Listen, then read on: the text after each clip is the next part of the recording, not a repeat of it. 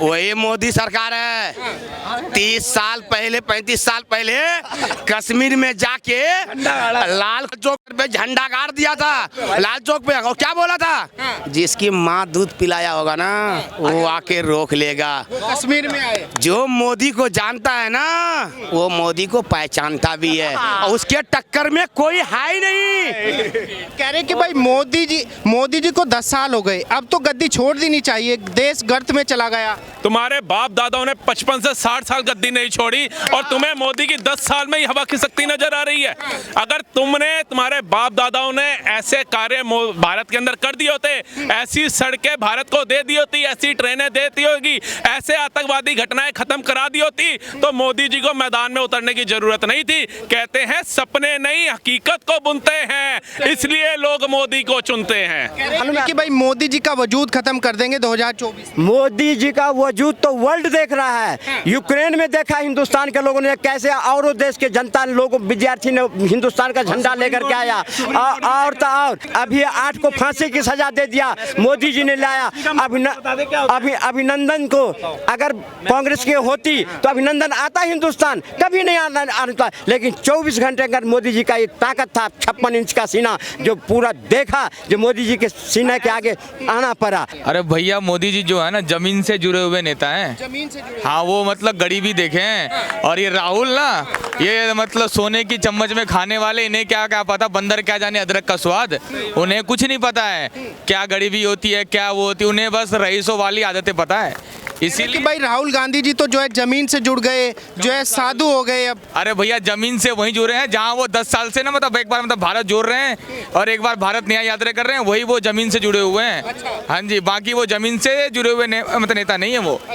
दिन रात वो मतलब इटली कि मोदी जी तो सूट बूट जमीन से, और राहुल गांधी जी जो है गरीब जनता से जुड़ रहे हैं। मतलब ये प्रधानमंत्री को मतलब क्या चाहते हैं कि मतलब लुंगी पहना है क्या? सूट बूट नहीं पहनेगा प्रधानमंत्री तो और क्या पहनेगा? वो हवाई चप्पल पहनेगा क्या? प्रधानमंत्री है भाई, वो सूट बूट जो सूट बूट पहनेगा और क्या? 10 लाख का सूट पहन के चलते मोदी जी, तानाशाही की सरकार चला रहे हैं मोदी जी। कौन विपक्षी लोग कह रहे हैं कि मोदी जी तानाशाही वाले के पास कोई ठोस मुद्दा है ही नहीं भैया। वो तो भैया सूटी करेगा बूटी करेगा, उसके अलावा है उसके पास कुछ मुद्दा ठोस कि जिन पे वो 2 शब्द बोल सके?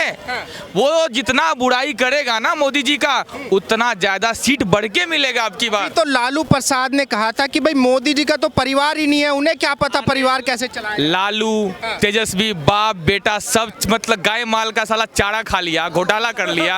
वो क्या बोलेगा मोदी जी के बारे में? अपना मतलब वो क्या बोलेगा मोदी जी के बारे में? वो तो खुद जमानत पे चल रहा है बाप बेटा दोनों। तो एक इस भाषा ने 140 करोड़ हिंदुस्तानियों को मोदी का परिवार बना करके खड़ा कर दिया। लालू जी की एक भाषा ने, एक व्याख्यान ने 140 करोड़ लोगों को खड़ा कर दिया कि हम है मोदी का परिवार। हमारे जैसे युवा भी कहते हैं जो आतंकवाद मुक्त भारत बनाता है हम है मोदी का परिवार। जो कश्मीर में हमारा झंडा गर्व से लहरवाता है हम है मोदी का परिवार। जो गरीबों के लिए आयुष्मान योजना, औषधि योजना, उज्ज्वला योजना, ऐसी तमाम योजनाएं लाता है हम है मोदी का परिवार। जो भारत देश को 14 लेन के एक्सप्रेसवे, वंदे भारत जैसी ट्रेनें देता है हम है मोदी का परिवार। हम तो कहते हैं तुम और मोदी की बुराई करो, मोदी की जो प्रशंसा है और मोदी का ग्राफ और बढ़ेगा। कह रहे कि भाई मोदी जी को 10 साल हो गए, अब तो गद्दी छोड़ देनी चाहिए, देश गर्त में चला गया। तुम्हारे बाप दादाओं ने 55 से 60 साल गद्दी नहीं छोड़ी और तुम्हें मोदी की 10 साल में ही हवा खिसकती नजर आ रही है। अगर तुम्हारे बाप दादाओं ने ऐसे कार्य भारत के अंदर कर दिए होते, ऐसी सड़कें भारत को दे दी होती, ऐसी ट्रेनें देती होगी, ऐसे आतंकवादी घटनाएं खत्म करा दी होती, तो मोदी जी को मैदान में उतरने की जरूरत नहीं थी। कहते हैं सपने नहीं हकीकत को बुनते हैं, इसलिए लोग मोदी को चुनते हैं। कह रहे कि भाई जिस दिन ईवीएम हट जाएगी मोदी जी का सूपड़ा साफ हो जाएगा। सर 3 राज्यों के नतीजों से कुछ पार्टियां ऐसी शर्मसार हो गई, उस दिन से बेचारी ईवीएम गुनाहगार हो गई। अच्छा। बिल्कुल, ये कहते हैं ईवीएम इनके फॉलोवर्स और कुछ वकील बैठे हुए हैं आजकल धरने पे। राहुल गांधी जी को चिंता नहीं है ईवीएम से, मैं चुनाव हार रहा हूं, मैं इतनी रैलियां कर रहा हूं, भटक रहा हूं, ईवीएम पे आवाज उठानी चाहिए। केजरीवाल जी IIT पढ़े हुए एक्स कमिश्नर, उनको चिंता नहीं है ईवीएम में घपला है, लेकिन फॉलोवर्स और चमचों को चिंता है ईवीएम में घपला है। भारत जोड़ो यात्रा, भारत न्याय जोड़ो यात्रा, ईवीएम हटाओ यात्रा कब करोगे? अन्ना आंदोलन से निकले हुए दूसरे आंदोलन में बैठ जाते हो, ये आंदोलन कब करोगे? ईवीएम हटाओ, क्योंकि उनको पता है ईवीएम में कोई घपला नहीं है। कि मोदी जी ने मशीनें हैक कर रखी है। अरे उन्होंने जनता का दिमाग हैक कर लिया सर। हाँ, वो क्या करते हैं, वो कहते हैं जनता को कि भैया अब तुम्हें बाहर जाने की जरूरत ही नहीं है विदेशों में पैसा लगाने की, तुम्हें अच्छी सड़कें देखनी थी, भारत में ही बना करके दूंगा, तुम्हें अच्छी ट्रेनों में घूमना था, भारत में ही दूंगा, तुम्हें हवाई यात्राएं करनी है, भारत में इतने एयरपोर्ट बना दूंगा, तुम्हें आतंकवाद मुक्त भारत चाहिए, शांति प्रिय देश चाहिए, भारत को ही बना दूंगा, तुम्हें बर्फीले स्विट्जरलैंड जैसी जगह चाहिए, कश्मीर को आतंकवाद मुक्त भारत बनाऊंगा, ठीक है जी, तुम्हें वाटर अंडर वाटर ट्रेनें देखनी है, बना करके मुंबई में तैयार करके दिखाऊंगा, तुम्हें बड़े बड़े सेतु देखने हैं, तारों पे चलते हुए, अटल सेतु बना करके, सुदर्शन सेतु बना करके दिखाऊंगा, तुम्हें अंडर वाटर राइडिंग करनी है विदेशों में जाके, वो भारत के अंदर ही द्वारका के दर्शन करके आओ। अच्छा, कांग्रेस के कुछ लोग कह रहे हैं कि भाई मोदी जी देश तो चला नहीं सकते, लेकिन अगर उनको चाय बेचनी है तो बेशक संसद में आ सकते हैं। अरे मोदी जी चाय बेचे ना बेचे, लेकिन ये कांग्रेस के राहुल गांधी जरूर बिक जाएंगे, और मुझे तो लग रहा है कि अभी तो इनके नेता भाजपा ज्वाइन कर रहे हैं, थोड़े दिनों में राहुल गांधी जी भाजपा ज्वाइन कर लेंगे। क्या बात कर रहे हैं? बिल्कुल राहुल गांधी जी भी बिल्कुल सर, अंधा क्या मांगे दो आंखें, कल की राजनीति से निकले हुए केजरीवाल जी, और जिनके पूर्वज 4-4 प्रधानमंत्री भारत देश को दिए, आज केजरीवाल जी डिसाइड कर रहे हैं राहुल गांधी जी आपको मैं दिल्ली में 3 सीटें दूंगा, आपको मैं पंजाब में 1 भी सीट नहीं दूंगा, तो जो डिपेंड केजरीवाल जी के ऊपर है उसका भविष्य क्या होगा? कह रहे कि भाई उस चाय वाले में ऐसा क्या है जो राहुल गांधी में नहीं है? देखिए चाय की मिठास ऐसी है ना कि उसने सबकी नींद उड़ा रखी है। अच्छा। बिल्कुल, विपक्ष तो सो ही नहीं पा रहा, वो बेचारा सोता है तो उसको लगता है अरे मोदी जी उस टनल का उद्घाटन करने जा रहे हैं, जनता उनके साथ हो जाएगी, फिर हल्की सी झपकी लेता है, अरे मोदी जी समुद्र के अंदर चले गए द्वारकाधीश में, फिर झपकी लेता है, अरे ज्ञान वापी के ऊपर फैसला आने वाला है, तो उसकी नींद ऐसे चकमगा गई है। अब कश्मीर के मुस्लिमों का विरोध कर रहे थे, शांति नहीं है, उन्होंने कश्मीर जाकर के दिखा दिया, पूरी आवाम उनसे मिलने आ गई, वीडियो जगह जगह फैल गई, बहन भाई बर्फ से खेल रहे थे और जनता को बता रहे कश्मीर में अमन चैन नहीं। अरे कि मोदी जी ने जो है कैमरे पे हवा बना रखी है, हकीकत देश के अंदर जो हकीकत है वो कुछ और है, लेकिन मोदी जी ने कैमरे पे हवा बना के अपने आप को जो है ज्यादा दिखा रखा है। हम तो कहते हैं आप भी तो करो, भारत जोड़ो यात्रा कर रहे हो, भारत के ऊपर पैर रख के खड़े हुए हो, भारत लिखा उस पर अक्कल कहाँ है आपकी? हैं चील कौओं को रोजगार देने की बात करते हो, स्टोव में कोयला रख के चाय बनाने की बात करते हो, वेल एजुकेटेड कहते हो आप अपने आप को। तो कभी कभी जुबान फिसल जाती है। सर इनकी तो मेरे को लगता है दिन में 10 बार फिसलती है, एक आध बार तो चलो भगवान भी माफ कर देता है भूल चूक, लेकिन जिसकी इतनी फिसल रही है, कल को जा करके विदेश में बोलाया कि हिंदुस्तान का इतना हिस्सा हम आपको दे रहे हैं, और यहाँ के कहेगा मेरी जबान फिसल गई, हिंदुस्तान तो गया ना, तो ऐसे मूर्ख को क्यों बिठाना है गद्दी के ऊपर? अच्छा मुझे ये बताइए, कह रहे हैं कि भाई देश के अंदर मोदी जी हैं, और मोदी जी के अभी जो आपने देखा होगा G7 का समिट हुआ था जापान के अंदर, वहाँ किसी देश के प्रधानमंत्री ने पैर छुए, न्यू गिनी के प्रधानमंत्री ने, उस तस्वीर को जो है पूरी दुनिया ने देखा, पूरी दुनिया में वायरल हुई, उसी को लेके विपक्ष भी हमलावर है कि भाई मोदी जी दिखावा ज्यादा कर रहे हैं। अरे मैं मोदी जी, हम तो कहते हैं हमारे को ऐसा दिखावा ही तो मोदी में वो काबिलियत नहीं है, दिखावा कर रहे हैं। अरे बताओ, उन्होंने उस प्रेसिडेंट को खरीद लिया, ऑस्ट्रेलिया के प्रेसिडेंट को खरीद लिया, Modi is a boss, Putin सबसे बड़ी सुपर पावर, उसको भी खरीद लिया, जो कहता है मोदी डंके की चोट पे लेने वाला, फैसले लेने वाला प्राइम मिनिस्टर भारत को मिला, तो मतलब इतना अमीर भारत कर दिया मोदी जी ने कि बड़े बड़े देश के प्रधानमंत्रियों और राष्ट्रपतियों को खरीद लिया। तो ऐसे मूर्ख की बातों पे हम सीरियस होते क्यों हैं? हमें हंसी का पात्र होना चाहिए, और मुझे चिंता इस समय देश की भी नहीं हो रही क्योंकि देश सुरक्षित हाथों में, मुझे चिंता हो रही है कपिल शर्मा की। कपिल शर्मा की? बिल्कुल।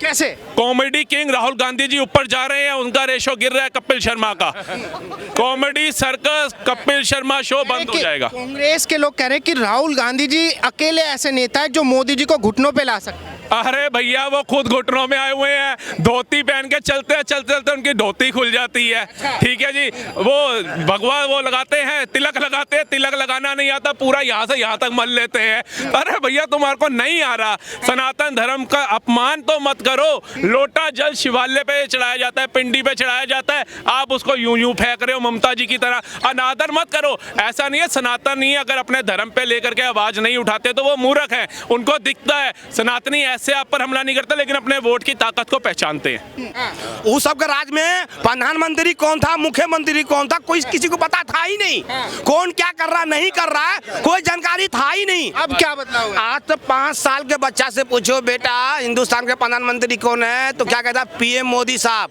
मोदी जी। अब 5 साल के बाद 5 साल का बच्चा क्या कहता है? Hello hi how are you, is okay I am fine. आप बताओ 5 साल का बच्चा ये बात बोल रहा, 50 साल की उम्र हो गया, 60 साल की उम्र हो गया, जैसे राहुल भैया को देखो 54 साल की उम्र हो गया, बोलने का तजुर्बा नहीं है। बोलने का तजुर्बा नहीं है जो मैं क्या बोल रहा हूँ, आगे वाला अच्छा लगेगा कि बुरा लगेगा, आगे वाला क्या समझेगा, तो आप समझ सकते हो। मुझे ये बताइए, देश के अंदर बहुत सारे नेता हैं, केवल मोदी जी पे ही क्यों विश्वास है? मुझे ये बताइए। मोदी चचा ने जो खेल बेल दिखाया है ना, खेल दिखाया है? अरे वाह, खेल नहीं दिखाया, वो क्या खेल दिखाया? इतना अच्छा खेल बेल दिखाया जिसका कोई जवाबे नहीं है। अच्छा। ममता दीदी को बोला था, ए दीदी, ए दीदी, ममता दीदी खेला होबे, खेला कर दिया। 400 पार है, जहां तक मैं अपना अंदाजा लगाया हूँ 440-42 तक कोई काटने वाला नहीं। 440-42 की बात कर रहे हैं आप। और देखते रहे ना, हम 2014 का भी टक्कर देखें, 2019 का भी टक्कर देखें, 2024 का भी टक्कर देख लेंगे हम। 400 पार। मुझे ये बताइए, क्यों विश्वास है कि मोदी जी 400 पार ले आएंगे? विश्वास पहले 320 आया था, और 3-4 राज्य मिला के जोड़ लो हिसाब, ठीक है ना, तो कर जाएंगे 400 पार? हो गया पार यार, कर क्या जाएंगे? वो क्या बोला है मोदी सरकार ने? 400 पार। कह रहे कि भाई राहुल गांधी जी इस बार मोदी जी की मट्टी पलीत कर देंगे। अरे भैया, राहुल भैया को राहुल भैया चाहने वाला ने चाहेगा, यहाँ वो 100 का 100 है, उसका 100 का 100 करोड़, उसको फर्क नहीं पड़ता है। कह रहे कि भाई 56 इंची का सीना दिखाई नहीं दे रहा मोदी जी का। वही मोदी सरकार है।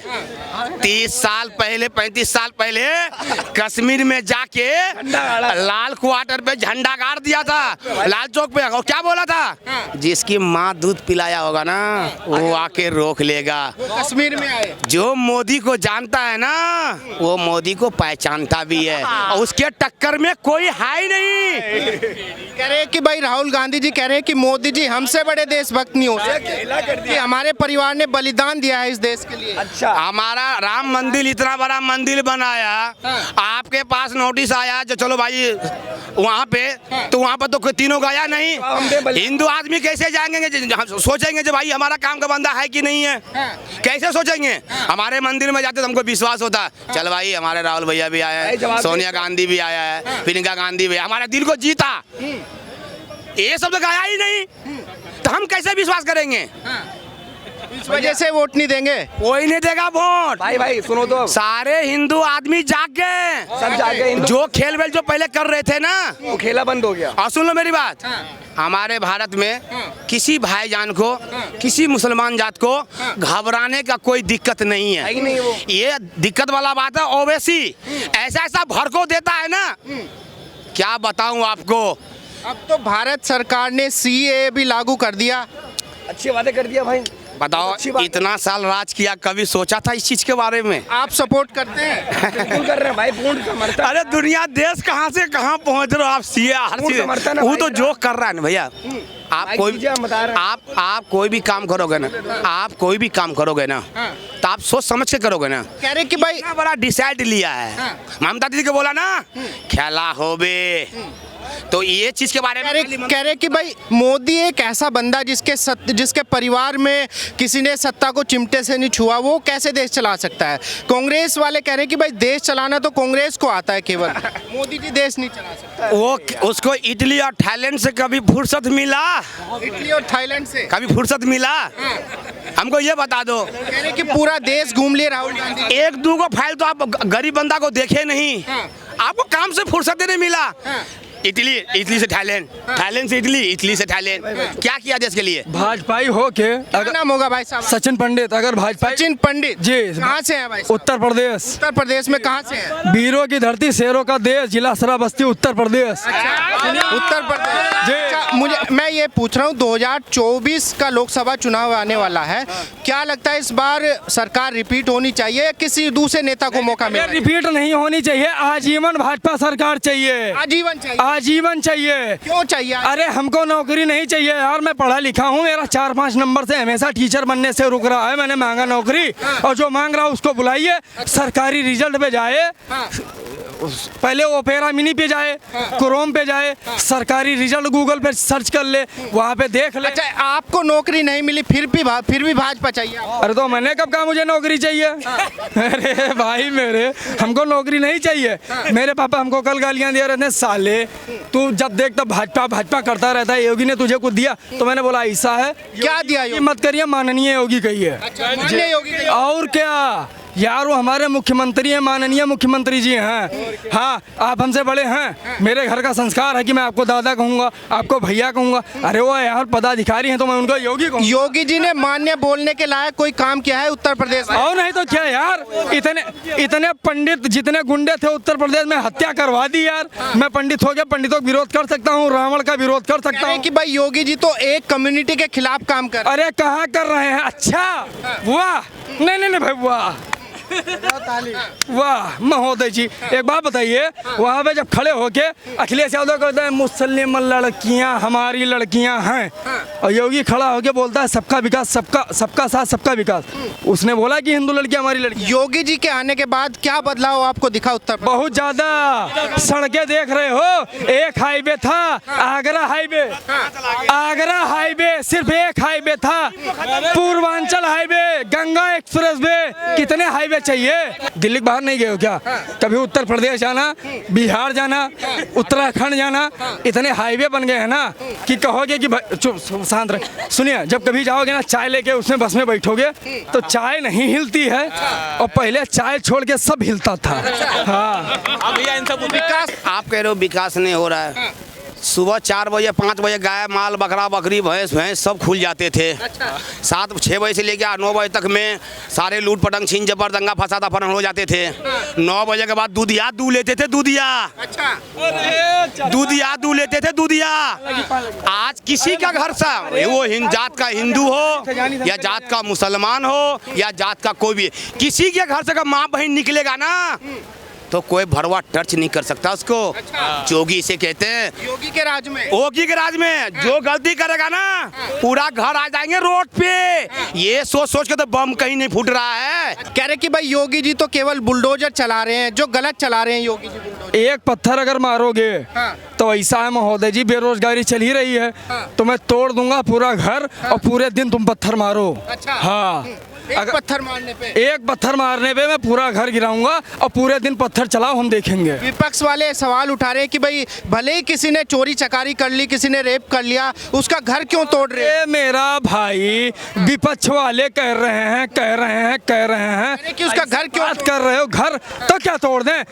जब वो रेपिस्ट पैदा हुआ है घर में तो क्या मंदिर तोड़ दें, मस्जिद तोड़ दें? पैदा जिस घर में हुआ वो घर तोड़ेंगे, जिस जमीन में वो पैदा हुआ है ना उस जमीन में उसको गाड़ेंगे, उसकी नस्लें सुधारेंगे।